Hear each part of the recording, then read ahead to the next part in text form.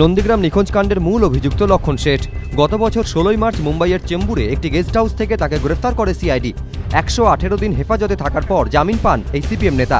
জামিনের শর্ত হিসাবে আদালত জানিয়ে দেয়, লক্ষণ শেঠ পূর্ব মেদিনীপুরে ঢুকতে পারবেন না, শুধুমাত্র তদন্তকারী অফিসার ডাকলেই তার নির্দিষ্ট করে দেওয়া জায়গায় যেতে পারবেন তিনি।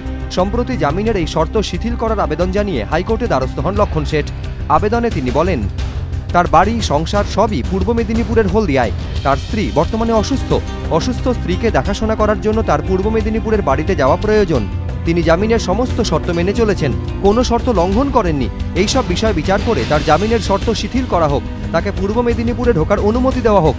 কিন্তু আদালতে লক্ষণ শেঠের এই আবেদনের তীব্র বিরোধিতা করেন অ্যাডভোকেট জেনারেল। তিনি বলেন, লক্ষণ শেঠের জামিন চ্যালেঞ্জ করে ইতিমধ্যেই সুপ্রিম কোর্টে মামলা করেছে নন্দীগ্রাম নিখোঁজ কাণ্ডে নিহতের পরিবারের লোকজন।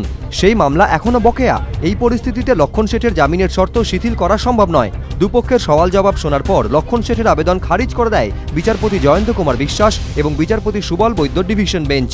ধ্রুবজ্যোতি প্রামাণিক, এবিপি আনন্দ, কলকাতা।